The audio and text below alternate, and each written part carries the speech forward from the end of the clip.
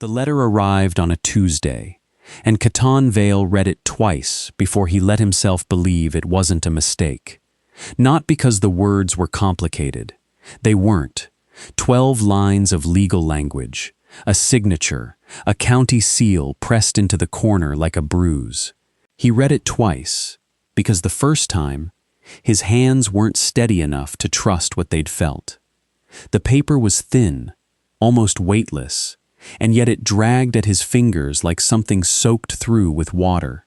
To Catan Vale, sole heir of the property located at Ridgeline Hollow, 43 years unoccupied.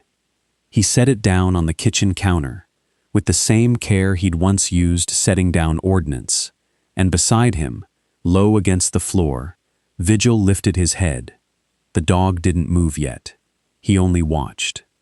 Ears forward, weight settled back on his haunches, the old scar along his left ear, catching the kitchen light in a thin silver seam.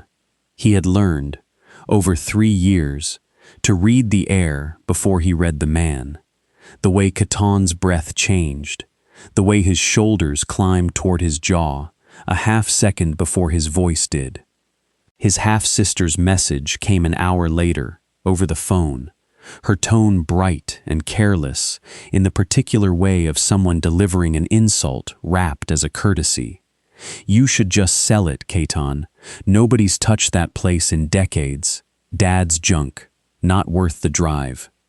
She said it the way people discard things they've never had to carry, and Catan said nothing back at all, only pressed his thumb against the pad of his palm until the silence on the line grew long enough to answer for him.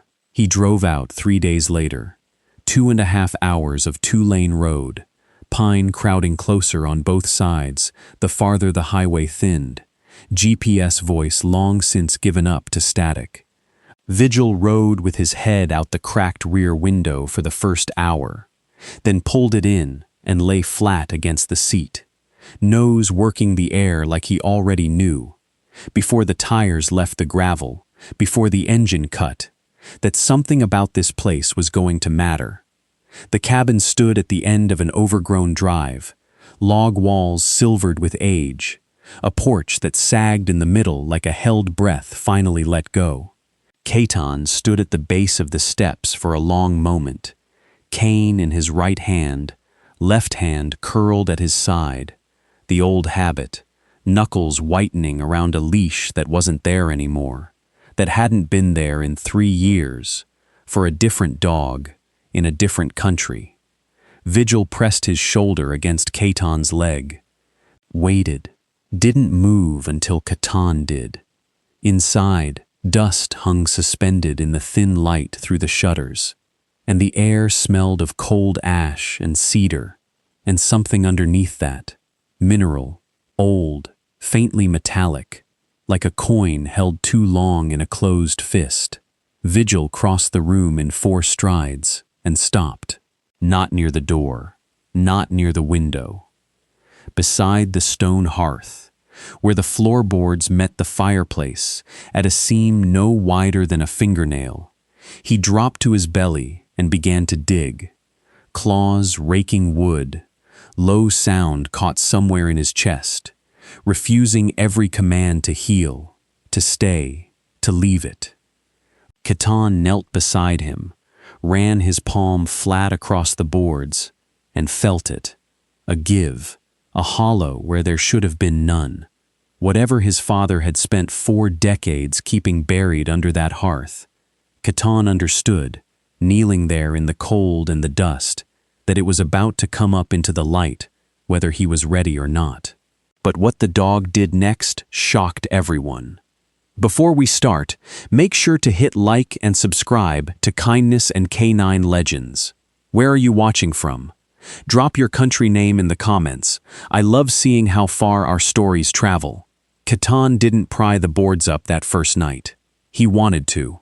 Some part of him, the same part that used to breach doors on a 4-count, no hesitation, no second guessing, wanted to tear the hollow open right there in the dark and drag whatever his father had hidden into the light. But the discipline that had kept him alive for 11 years overseas was the same discipline that stopped his hand now. You don't move on unknown terrain without securing the perimeter first. The words surfaced in his father's old drill sergeant cadence, ironic and unwelcome, and Catan straightened, exhaled through his nose, and turned away from the hearth. Vigil didn't. The dog stayed pressed low against the boards, chin resting on his own paws, body angled so that no matter where Catan moved through the cabin, one dark eye tracked him, while the rest of him remained anchored to that seam in the wood. Catan called him twice. Vigil's ears swiveled at the sound of his name, acknowledgement without obedience, and then settled again, unmoving, a sentry who had found the one post he refused to abandon. Fine, Catan thought. Stubborn as I am, he let it go.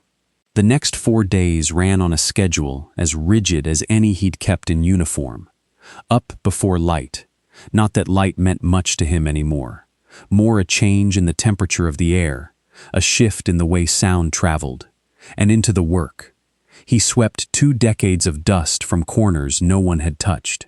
He hauled the rotted porch boards out to a growing pile beside the tree line, counting his steps there and back, so the cane became less a necessity and more a formality, muscle memory filling in what his eyes couldn't.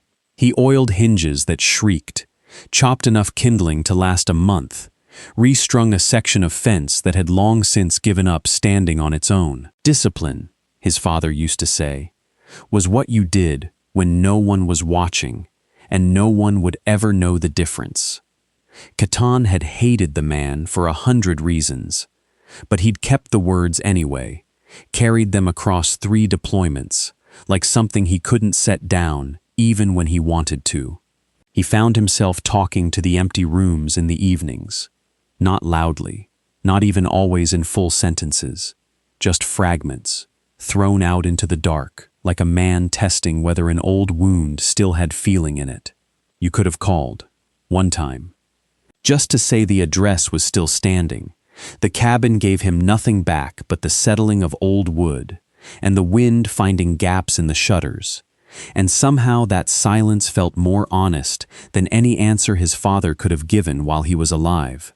Twice, at night, he woke to the low, unbroken sound of Vigil's breathing from across the room, and reached instinctively for a leash that had been gone 3 years.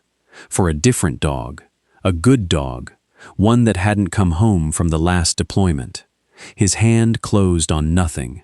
His jaw tightened until the muscle stood out along the bone, and in the dark, unseen, unremarked, Vigil rose, crossed the floor, and lay down against Catan's side without being called.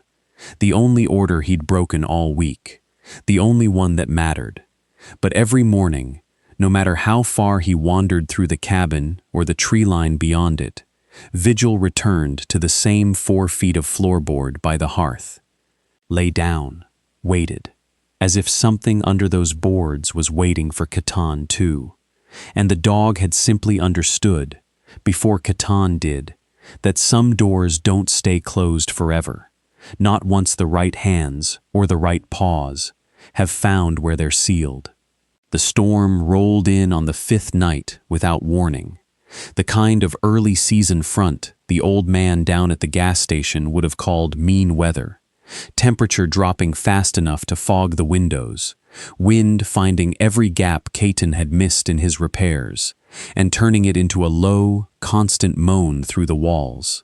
He'd banked the fire high, and was running his hand along the hearthstones, cataloging heat loss out of old habit, when Vigil's head snapped up from his post at the floorboards. Not a growl, something else, a change in the register of his breathing, quick and shallow through the nose, body coiling upright in a single fluid motion.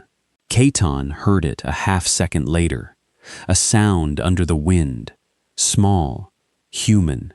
He was at the door before he'd fully decided to move, cane forgotten against the wall, one hand finding the frame, the other reaching for the latch that had stuck all week, and now, of course, gave easily.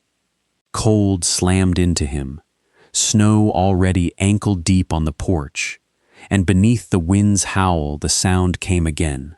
Closer, a voice pulled thin and ragged. "Please." I saw the light. He couldn't see her. Not really. Not the way sighted men saw things, only shapes and shifts in density against the gray. But he heard the particular exhaustion in those 4 words, the kind that came from someone who'd been walking longer than her body had wanted to allow. And he heard, under it, a smaller sound, a child's voice, barely words at all, just cold and frightened syllables pressed into fabric. "Get inside," Catan said. "No questions yet." Questions could wait for warmth. She stumbled across the threshold.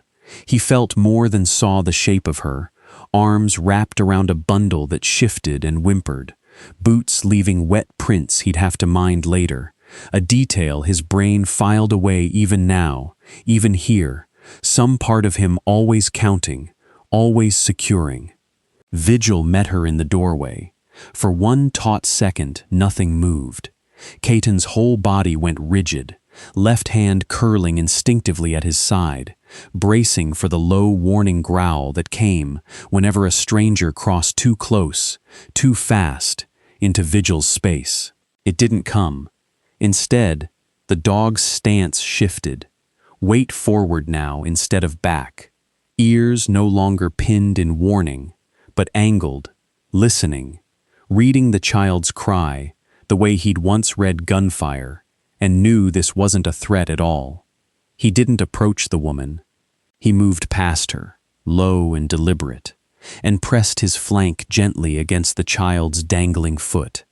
A slow, steady contact, the kind of pressure Catan had seen him give only once before, months ago, to Catan himself on the worst of the bad nights.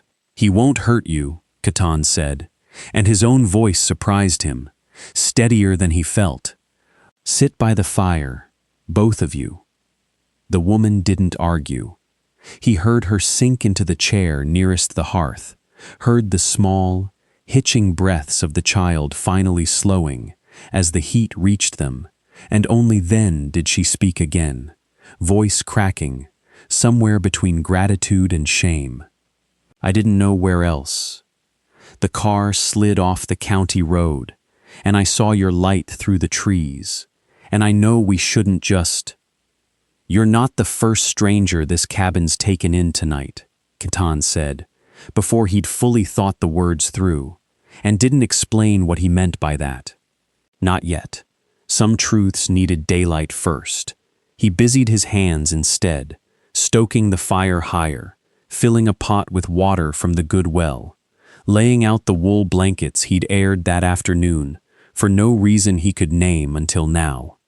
Vigil didn't leave the child's side, didn't return, not once that whole night, to his post beside the hearth's hollow floorboard, as if some older, more urgent duty had simply overridden the first, as if the dog understood, in whatever way dogs understood such things, that a door long sealed could wait one more night for 2 people who couldn't. Outside, the storm pressed harder against the walls. Inside, for the first time in 5 days, the cabin held more than one kind of warmth. Morning came gray and muffled, the storm spent, but the world outside still buried under a foot of new snow. Catan woke to the smell of coffee he hadn't made himself, and for one disoriented second, his whole body went to alert. Old reflex, older than the cabin, older than the years since his last deployment, before he placed the second set of footsteps, moving carefully around his kitchen, and remembered. He found her by the stove, the boy, 4, maybe 5, wrapped in one of the wool blankets, and asleep again, on the floor near Vigil, one small fist curled loosely in the fur at the dog's shoulder. Vigil hadn't moved. Caton could hear it in his breathing, slow and even, the particular stillness of an animal holding a position on purpose. "I can go," the woman said quickly, before he'd said a word. "Soon as the road's clear. I don't want to impose." Caton didn't answer right away. Some old, careful part of him, the part that had learned the hard way what happened when you let your guard down around people you didn't know the shape of, was already running through it. Who was she running from? Why the county road at night, in that kind of weather, with a child that small? What she wasn't saying yet. But another part of him, the part that had spent 5 nights talking to an empty cabin and getting nothing back but wind in the shutters, noticed how her voice shook, not from fear of him, but from the exhaustion of a woman who'd been bracing for rejection long before she'd knocked. And Vigil, who'd spent 5 days refusing to leave that hollow spot in the floor for anything, hadn't left the boy's side once. "Roads won't clear today," Caton said finally. "Maybe not tomorrow either. You're not imposing. You're stuck. Different thing." He heard something in her breath loosen, just slightly at that. Her name was Nora. She didn't offer much more than that at first, and Caton didn't push. Some things were like the floorboards by the hearth, better left until they were ready to give. What she did offer, without being asked, was work. She could cook. She could mend. By mid-morning, she'd found the sewing kit in his father's old chest and was patching the sleeve of his field jacket at the kitchen table, while the boy, Eli, she called him once, softly, sat cross-legged on the floor, running his hands slowly along Vigil's flank, learning the geography of the old scar without fear. Caton went back to the fence line. It felt strange, working with someone else's presence filling the cabin behind him, voices where there'd only been silence, and his own low mutterings to a dead man. Stranger still, it didn't feel wrong. He found himself listening for the boy's laugh. Rare, quiet, startled out of him each time, the way he used to listen for incoming, except this sound he wanted more of, not less. He didn't know yet that 200 miles south, in an office that smelled of leather and imported coffee, his half-brother was already talking about him. Bennett Vale's office occupied the 40th floor of a glass tower downtown, floor-to-ceiling windows, a desk of dark walnut kept obsessively clear except for a single closed laptop and a crystal dish of mints no one ever touched. He stood at the window now, phone to his ear, watching traffic crawl 12 stories below like something distant and manageable, the way most things looked from up here. "He's out at the cabin," Bennett said, voice smooth, unhurried, a man accustomed to good news arriving on schedule. Dad's little charity case finally found a use after all. A pause, a thin smile that didn't reach his eyes. No, let him settle in. Let him get comfortable. Comfortable people don't ask enough questions before they sign. He ended the call and turned back to his desk, straightened a folder that was already straight, checked his watch, a habit, not a need, since the meeting wasn't for another hour. 52 acres of pine and granite, worth nothing on paper to a blind veteran who probably couldn't see it well enough to miss it. Bennett had no idea, yet, what was sitting under that cabin's floorboards. He only knew what was under the ground around it, and that, to him, was worth considerably more than his brother's inheritance of ghosts. The car came up the drive 4 days later, engine too quiet, tires too clean for the mud they were cutting through, the sound of money that had never once considered getting stuck. Vigil heard it before Caton did.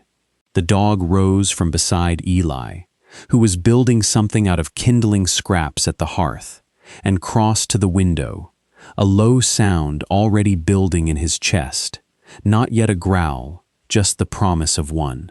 "Someone's here," Catan said, and something in his own voice made Nora go still at the stove. He was out on the porch by the time the car doors opened, cane in hand, cold morning air, carrying the smell of expensive cologne up the steps ahead of the man wearing it. Bennett's voice arrived before his footsteps did, warm, easy, pitched exactly the way a man pitches his voice when he's selling something and doesn't want it to sound like selling. "Catan, God, it's been, 6 years? You're looking well." Bennett, just the name, flat, no warmth added, none subtracted.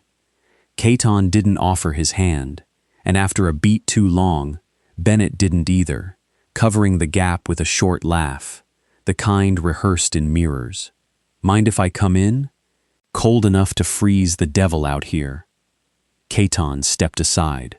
Not welcome. Just enough room to pass, the way you'd let a stranger through a door you didn't trust them to close behind them. Inside, Bennett's eyes moved fast and cataloging, the way Catan had learned to read a room's sound. Bennett was reading its worth.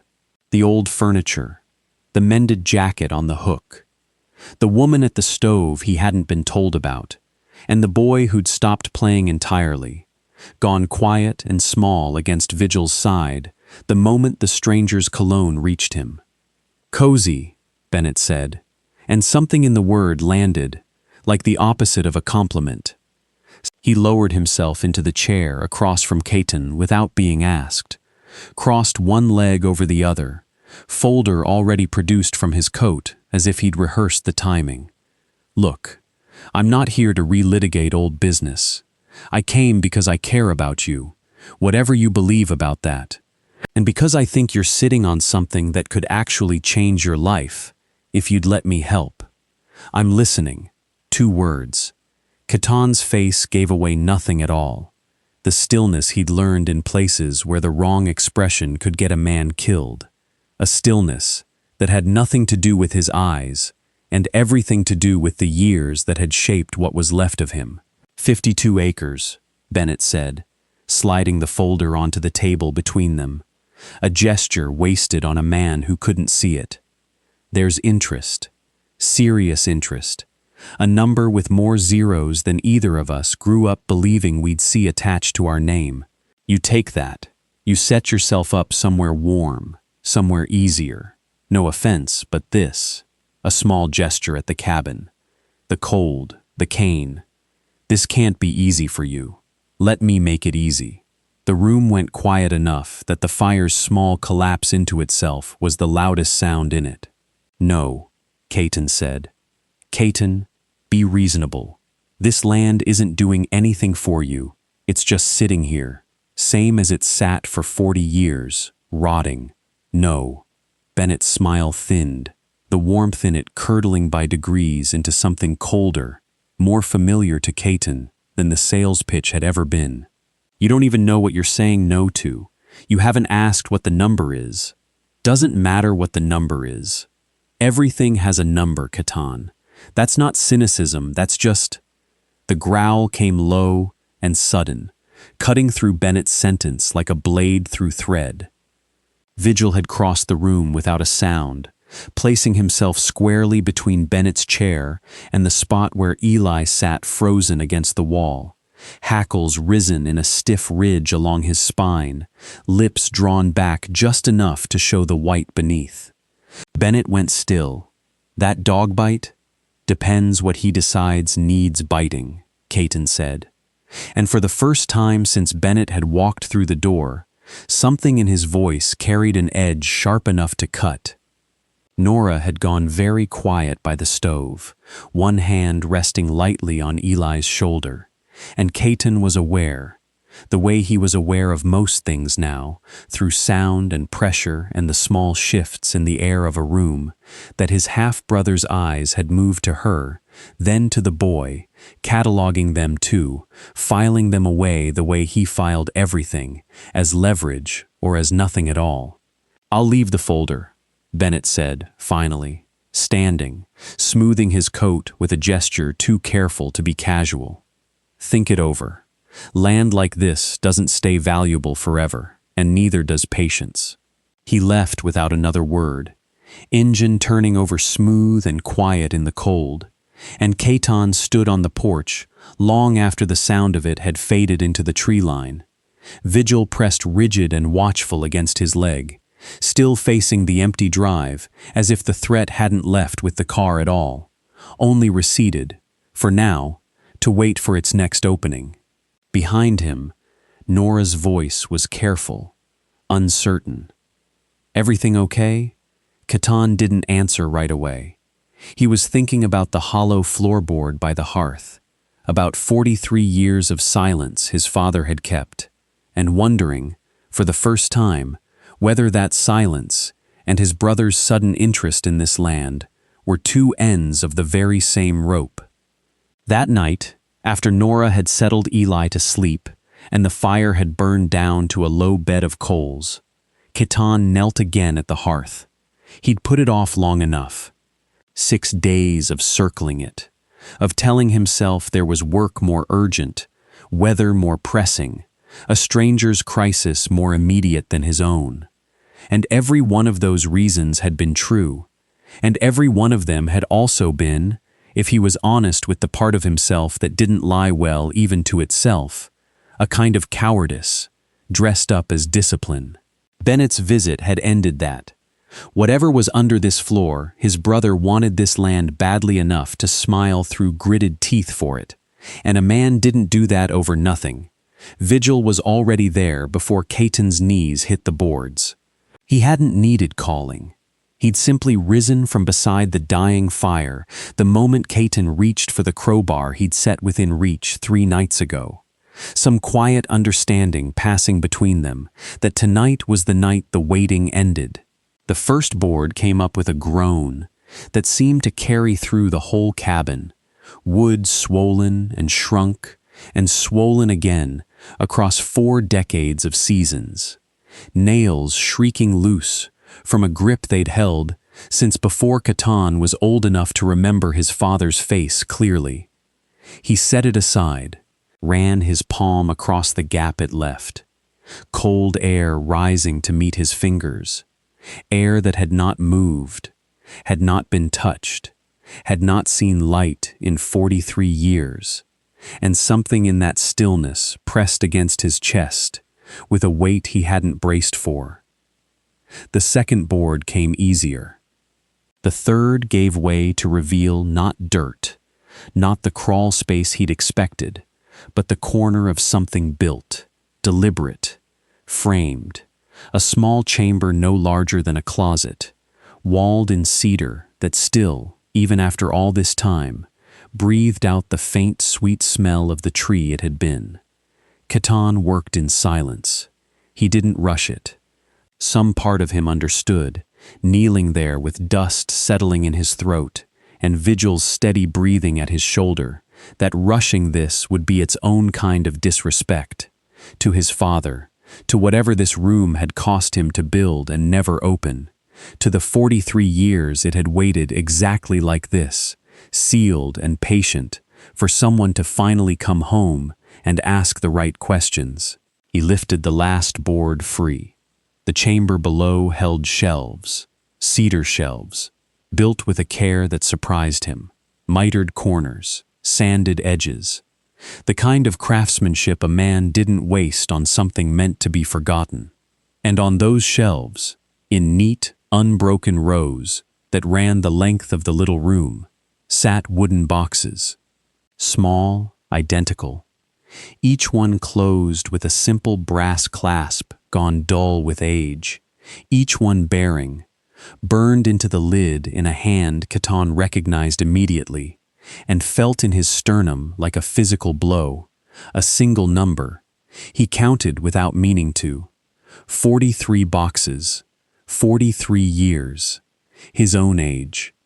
Caton reached for the first one, the box marked with a single numeral, the year he'd been born, and his hand hovered above the clasp for a long moment before he let himself touch it, His thumb found the small brass hook.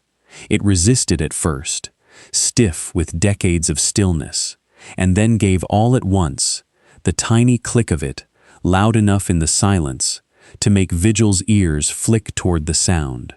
He lifted the lid. Inside lay a single sheet of paper, yellowed at the folds, and beneath it, wrapped in a scrap of soft cloth, a small plastic hospital bracelet, brittle now. The ink of the handwritten name on it faded to a pale ghost of itself.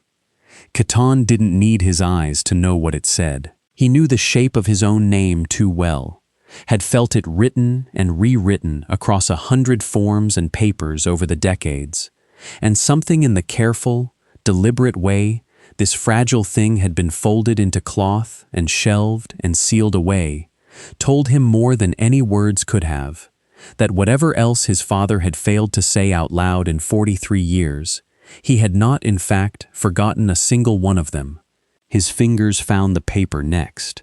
He couldn't read it, not with his eyes, but he ran his thumb along the edge of it anyway, feeling the faint indentations where a pen had pressed hard enough to leave its shape in the fiber.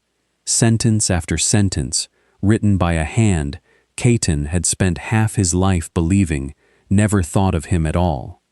Beside him, Vigil had gone utterly still, not the coiled stillness of threat, but something gentler, almost reverent, chin lowered onto his paws, eyes fixed on Catan's face, the way he watched him only during the worst of the bad nights, as if some instinct older than training understood exactly what kind of wound had just been opened in this room, and knew there was nothing to do now but stay close and wait it out. Catan sat there a long time, the first box open in his lap, 42 more waiting in the dark behind it, and somewhere above him the fire cracked and settled, and the cabin held its breath around him, as if it, too, had been waiting 43 years for someone to finally come down here and start reading. He didn't read them all that first night. Couldn't have, even if his eyes had let him. The reading itself was slow work now, done by running his fingers over the raised ink where his father had pressed hard enough, or by the small mercy of Nora's voice, once she found him still down there past midnight and understood, without needing to be told everything, that some things a man shouldn't have to sit with alone. She read to him by firelight over the nights that followed, box by box, number by number, and Catan sat with his back against the hearthstones and let 4 decades of a stranger's silence finally speak. Box 7, a report card from a school Catan barely remembered attending, a single term underlined twice in his father's hand. Excellent. Tell him so. Nora's voice caught slightly on the last 3 words, the plain, useless instruction of a man apparently unable to follow his own advice. Box 12, a photograph, one Catan had never seen, of himself at maybe 9 years old, caught mid-laugh at some county fair he had no memory of, and on the back, in pencil gone soft with age, best day. Didn't know how to stay for the next one. Box 23, a folded newspaper clipping, his name in a list of graduates from basic training, the paper worn soft at every fold from what must have been years of being taken out, read, and put away again. Box 31, a Purple Heart citation, clipped from some official bulletin Catan hadn't known existed, and beneath it, nothing written at all, just the clipping, smoothed flat, as if words had simply failed his father completely at that one. Vigil lay through every session in the same place, chin on his paws between Catan and the small stack of opened boxes, and only twice, both times when Nora's voice slowed and thickened reading something particularly plain and particularly devastating, did he rise and press his weight bodily against Catan's side, an anchor offered without asking. It was box 42, second to last, where they found the letter. It wasn't like the others. The others had been fragments, clippings, photographs, a single line scrawled in margins, a man leaving evidence of watching without ever once announcing himself. Box 42 held 4 full pages, folded in thirds, the handwriting on them less controlled than the careful printing on the earlier notes. Looser, faster. A man writing the way people wrote when they were afraid the words might stop coming if they slowed down. Nora read the date first. Catan went still. It was the date he'd come home. The actual date. The one he remembered better than his own birthday. The day his transport had landed, and he'd stood in that terminal for 2 hours, with his gear at his feet, waiting for a face that never came, and finally called a cab because there was no one else left to call. Catan, Nora read, and her voice had gone very quiet. I drove to the airport today. I sat in the lot for 40 minutes. I could see the arrivals board change. I told myself I'd go in when your flight showed landed, and it showed landed, and I still didn't move. The fire popped. No one in the room moved either. I don't have a good reason. I've told myself 100 different ones over the years, and none of them were true. The truth is, I didn't know how to walk up to the man you'd become and explain the boy I'd failed to be there for. I was afraid that if I saw your face and it held even a fraction of what I deserved to see in it, I wouldn't survive the drive home. So I drove home first, and I told myself I'd write instead, and I told myself that for 11 more years. Catan's jaw had locked somewhere in the second sentence, and hadn't unlocked since. His left hand, resting on his knee, had curled into the old shape, knuckles pale, gripping nothing. I am not asking you to forgive this. I don't think there's a version of forgiveness that fits what I did, or rather, what I didn't do, which is worse. Cowardice, dressed up so many times as reasons that I nearly believed them myself. I only want you to know that I was there, in the lot. 40 minutes. I saw the board change and I let you walk out those doors alone anyway. And it is the thing I am most ashamed of in a life that has given me plenty to choose from. The letter ended without a closing. No love, no your father, nothing. As if the man had simply run out of the courage that had gotten him even this far and set the pen down mid-thought, unable to finish the one sentence that would have made the whole confession complete. Catan sat with it a long time after Nora's voice fell silent. Outside, the wind had picked up again, a low, steady sound against the shutters, and somewhere in the dark beyond the fire's reach, Vigil's tail moved once, slow, against the floor. Not comfort exactly, just presence, just proof that something in the room was still breathing steady while Catan relearned, all over again, in one evening, exactly how to hate a dead man and grieve him in the same breath. Box 43 sat apart from the others on the shelf, set slightly back, as if even in the ordering of his own grief, his father had wanted this one saved for last on purpose. Catan almost didn't open it that same night. He'd reached his limit somewhere in the reading of the letter, a limit he recognized in himself now, the way he'd once recognized the edge of his own endurance on a forced march, the point where one more mile risked something breaking that wouldn't easily mend. But Nora, watching his face in the firelight, didn't offer to stop, and didn't offer to push either. She simply waited, letter still folded in her lap, until Catan exhaled once, long and low, and said, "Open it." This box held no photograph, no clipping, only papers, official ones, the kind with letterhead and case numbers, the kind Catan recognized instinctively even before Nora began to read, because he'd spent enough years around military legal offices to know the particular cold formality of documents meant to outlast an argument. "It's a trust agreement," Nora said slowly, scanning ahead before reading aloud, her voice sharpening with something between confusion and dawning anger. "Catan, This is dated the year you shipped out for your second deployment. It's a restructuring of your father's estate. Restructured how? She read further, and the room seemed to draw in tighter around her voice as she went. The original will, the one Caton had never known existed until this moment, had named him alongside Bennett as equal beneficiary of the cabin and the surrounding land, drafted the year Caton turned 18, back when, apparently, there had still been some intention of making things right.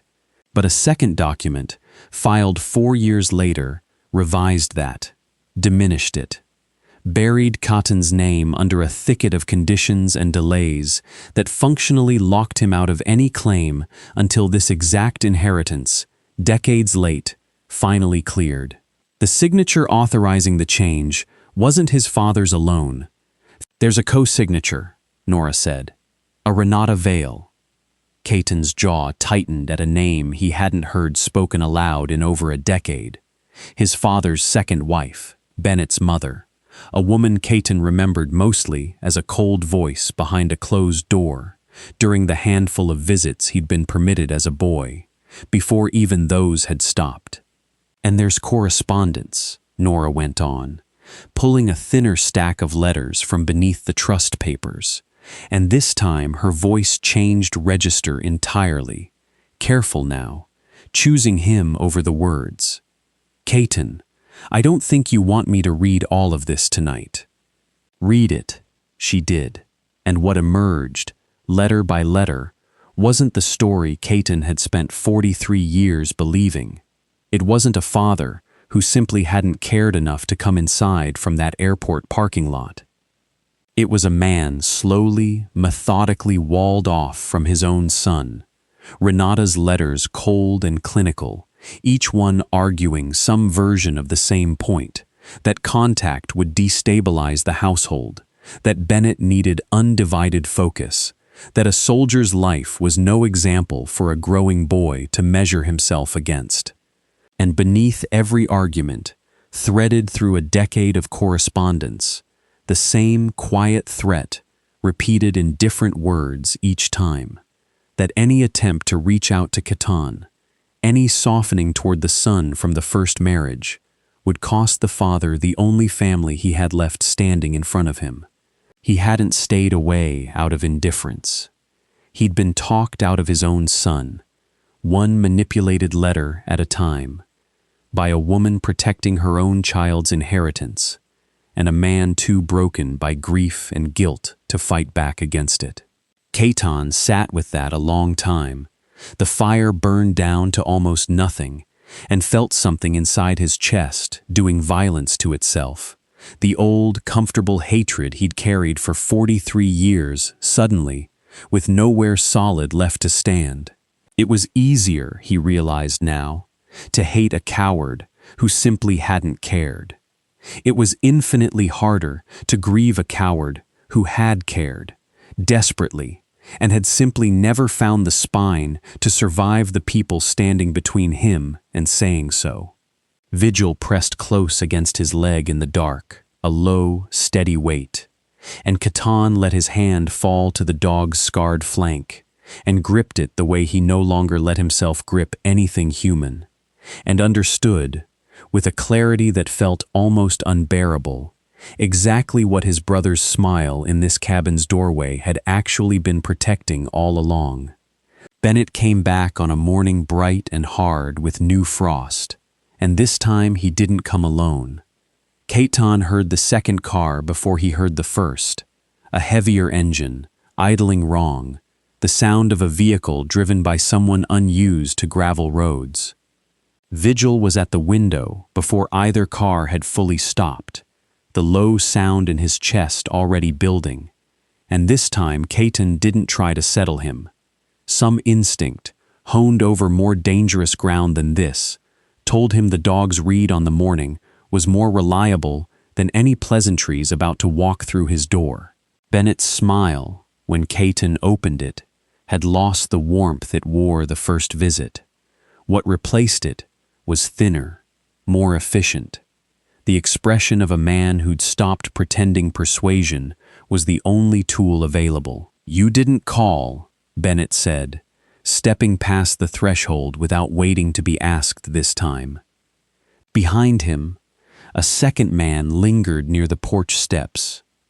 Clipboard in hand, eyes moving over the tree line, with the particular assessing squint of someone who surveyed land for a living and had already priced every tree in it. "Didn't have anything to say," Catan answered. "That's the problem, isn't it? You never do, until it's too late to matter."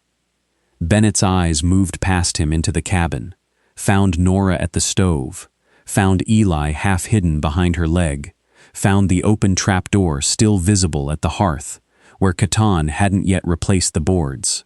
Something in Bennett's face sharpened at the sight of it, quick and calculating, though he said nothing about it directly. "I heard you've been keeping company.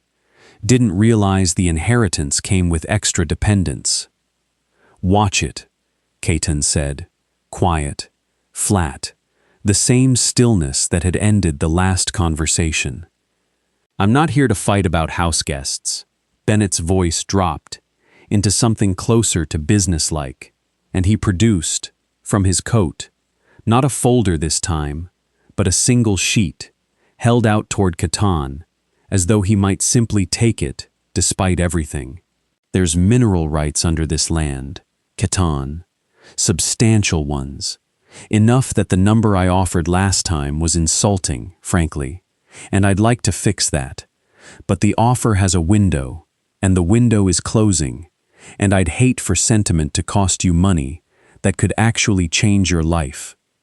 Change hers." A glance toward Nora. "Change his." "You're threatening a kid to sell land," Catan said, and his voice had gone very still, in a way that made even the surveyor by the steps shift his weight uneasily. "I'm being realistic. You're squatting in a cabin with no plumbing worth mentioning, playing house with strangers you met in a snowstorm, and holding on to 52 acres out of what? Spite? Loyalty to a man who spent your whole childhood pretending you didn't exist? Wake up, Catan. This land is worth more buried than it's worth to you standing on it." It was the surveyor who moved first, a step toward the porch, clipboard raised, some casual gesture toward measuring the frontage that read, "To a nervous system trained across 11 years of hostile terrain, as an advance rather than paperwork." Vigil crossed the room in 2 strides and planted himself in the doorway before the man's boot found the first step. Body low, weight forward, a solid wall of muscle and old scar tissue between the stranger and the cabin's threshold. No lunge, no bite, just an absolute, immovable refusal to yield the ground, teeth bared just enough to make the message legible without requiring translation. "Call him off," Bennett said, some of the smoothness finally cracking. "He's not doing anything I haven't told him to do," Catan said, which wasn't strictly true, and both of them seemed to sense it, that the dog had made this decision entirely on his own, faster and more certain than either brother standing in this room. Nora had gone very still by the stove, one arm curved instinctively around Eli, and it was that, the sight of her flinching back from Bennett's raised voice, the boy's small hand fisting tight in her sleeve, that settled something finally, completely, in Catan's chest. Whatever grief he still owed his father, whatever unfinished argument still sat unresolved between 4 decades of silence and one unfinished letter, none of it belonged in the same room as this. "Get off my land," Catan said. "Both of you. It's not your land yet, not free and clear, not until—" "Get off my land, Bennett."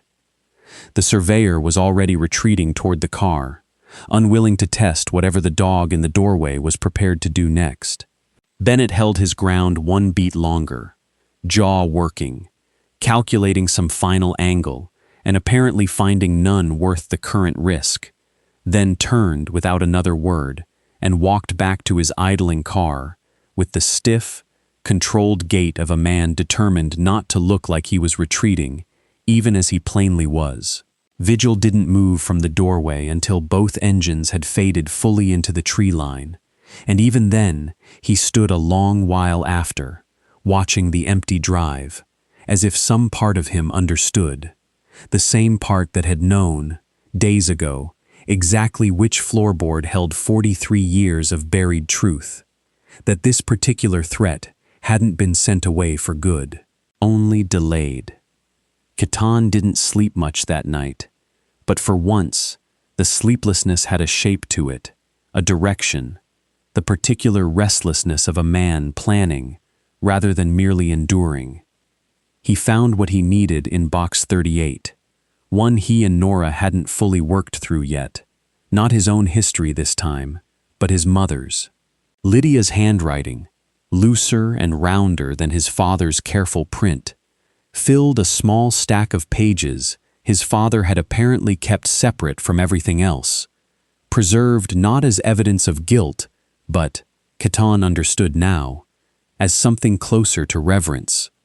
Notes on the land, species counts of birds that nested along the ridge each spring, a hand-drawn map of the old-growth stands she'd walked with Catan as a boy, before the divorce, before the silence, marking in soft pencil the trees she'd asked, more than once in the margins, never to be touched.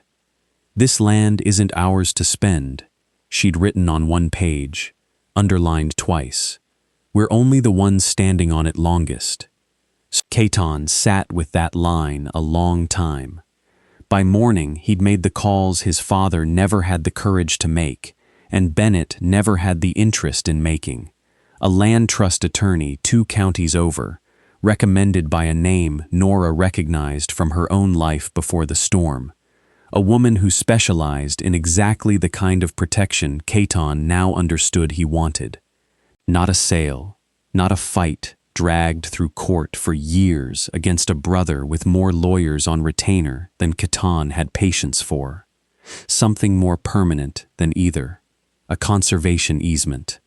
The attorney walked him through it over the phone with the same clean, unhurried clarity Catan remembered from mission briefings.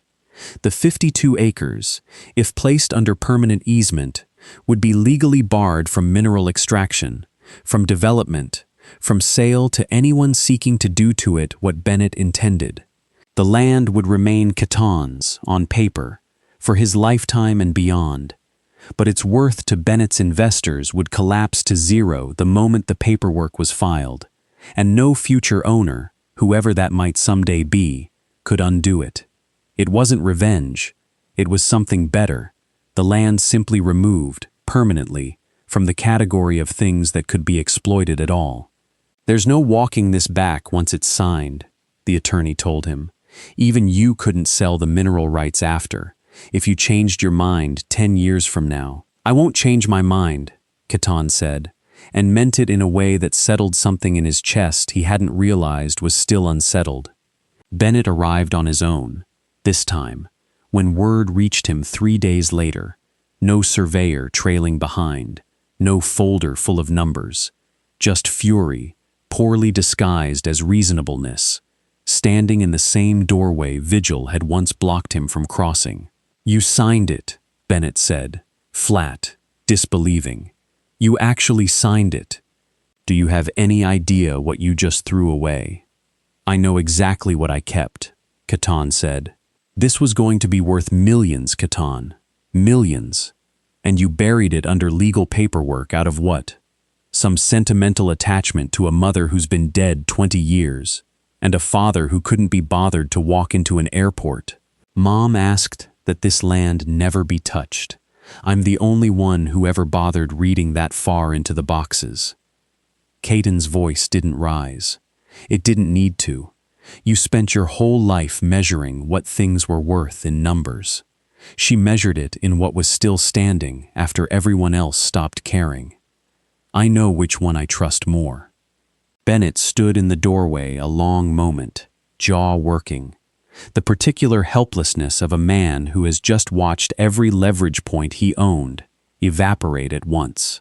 Whatever he'd come to say next, he seemed to find no version of it worth saying to a brother who'd just placed something permanently beyond his reach. He left without another word this time, and the quiet that followed him down the drive felt different from every silence that had come before it in this cabin. Not the heavy, waiting silence of 43 sealed boxes, but something closer to what Caton imagined his mother must have felt. Once, walking this same ground and deciding, long before he'd been old enough to understand it, that some things were only worth keeping if you refused, absolutely, to let them be spent. Spring came slow to Ridgeline Hollow, the way it always does at that elevation, snowmelt lingering in the shadowed hollows long after the south-facing slopes had gone green. Caton noticed it mostly by sound now, the return of birdsong his mother had once catalogued in careful pencil, the creek behind the cabin, swelling loud enough to hear from the porch, ice finally releasing its grip on the world, one slow crack at a time. Nora and Eli stayed through the winter. Nobody had ever quite decided that out loud. It had simply happened, the way the fence line had gotten mended and the porch boards replaced. One quiet day of work stacked on another, until leaving stopped being a plan either of them mentioned anymore. She'd found work in the nearest town by February, driving distance manageable once Caton fixed the truck's heater, and Eli had started asking, some mornings, whether Vigil could walk him to the end of the drive to wait for the school bus. A request Caton granted every single time, standing on the porch in the cold to listen for the bus's engine and the small, satisfied huff Vigil always gave once the boy was safely aboard. The floorboards by the hearth stayed up. Caton had built a small glass case instead, set into the stone itself, and placed inside it the one item from all 43 boxes he couldn't bring himself to shelve away in a drawer. An old brass lantern, his father's, tarnished but whole, the kind meant for a barn or a porch rail, the kind built to survive weather. He found the note tucked behind it in the very last box, the one Nora hadn't finished reading aloud that first exhausting night, and they'd both, by unspoken agreement, saved for later. 4 words, in his father's shaking hand, dated the same year as the unfinished letter. Keep the lantern lit. No explanation attached to it. Caton had turned the phrase over for weeks before understanding settled on him gradually, the way most true things did now, that his father hadn't meant it as an instruction about the object itself, but as the only apology he'd ever managed to leave that didn't collapse under its own shame. A lit lantern was a signal, a promise that someone was home, that someone would answer if you knocked, that the door wouldn't stay closed to whoever came stumbling up that drive in the dark needing shelter. It was the one thing his father had failed, across 43 years, to do himself. And the one thing, Caton realized, still entirely within his own power to finish. So he lit it. Every night, without fail, set on the porch rail where anyone coming up that gravel drive after dark could see it burning long before they reached the steps. By early summer, word had traveled the way word travels in small counties, through gas station conversations and church bulletins, and 100 small kindnesses passed hand to hand, that the cabin at the end of Ridgeline Hollow kept its light burning for anyone who needed a warm floor and a hot meal on a bad night. A veteran with nowhere else to land. A woman leaving somewhere she shouldn't have had to run from. Twice, kids from town whose own homes had gone cold in one way or another, sitting by that same hearth, hands finding their way, without fail, into the fur along Vigil's flank. The dog had changed too, over that year, in ways Caton could hear even if he couldn't see them. The growl that had once answered every stranger in uniform had softened into something more discerning. A dog who'd learned, the way Caton had learned, that not every approach was a threat, that some strangers arrived carrying nothing but the same cold and fear Vigil himself had once carried, and deserved, on that basis alone, to be met at the door rather than turned away from it. Caton stood on the porch most evenings now, lantern lit, Vigil pressed warm against his leg, and listened to the sound of a house no longer empty, and understood, finally, that he hadn't inherited a ruin from his father after all. He'd inherited an unfinished promise, and he intended to keep it. There is a particular kind of silence that follows a house once it has finally stopped waiting for something, and Caton Vale had come to know it well by the second autumn at Ridgeline Hollow. Not the hollow, aching silence of 43 sealed boxes under a stranger's floorboards, but the fuller, steadier quiet of a home that had, at last, answered every question it had been holding. He thinks often, still, about that first night, Vigil's claws against the seam in the wood, the hollow give beneath his palm, the certainty that whatever his father had buried there was about to surface whether he was ready or not. He understands now that he wasn't looking for treasure that night, and neither, in the end, was his father hiding one. What lay beneath that hearth was never a fortune. It was a confession, built one cedar box at a time by a man too broken to deliver it any way but silently, across 4 decades, hoping someone would eventually dig deep enough to hear it. Some wounds, Caton has learned, do not close because time passes over them. His father believed, wrongly, that distance was a kind of mercy, that staying away spared his son the sight of his own failure. It spared no one anything. It only let the silence calcify into something both men mistook, for far too long, as permanence. What actually heals a wound like that is not forgetting it happened. It is not sealing it back beneath the floorboards and building a life on top, pretending the hollow space below was never there at all. Healing, Caton has come to understand, standing most evenings now with a lit lantern at his elbow and a dog who no longer flinches at strangers pressed warm against his leg, is what happens when the very hands that carry the deepest scars choose, deliberately, to reach out and warm someone else's cold instead of only guarding their own. His father kept the lantern unlit for 43 years, terrified that lighting it meant facing what waited on the other side of that door. Caton lights it every night now, not because the fear is gone. Some of it never leaves, not really, not the kind carved in by war and abandonment both, but because he has learned, the hard way, that the fear was never actually the thing standing between his father and a life worth living. Silence was. And silence, unlike fear, is a choice a person gets to stop making at any moment they finally decide to.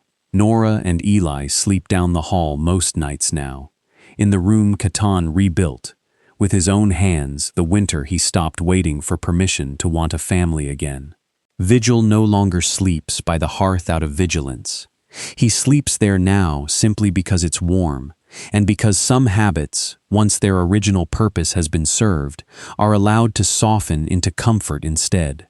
And somewhere, most nights, gravel still crunches faintly up that long drive. Another stranger, another cold night, another version of the 2 people who once stumbled in out of a storm looking for nothing more than 4 walls and a fire that hadn't gone out. Caton meets every one of them at the door now, not because his own scars have healed shut and stopped aching, because they haven't, and because he has finally understood the only lesson his father left too late to teach him himself. The bravest thing a wounded man can do isn't surviving his own war in silence. It's keeping the lantern lit for the next one still finding their way home.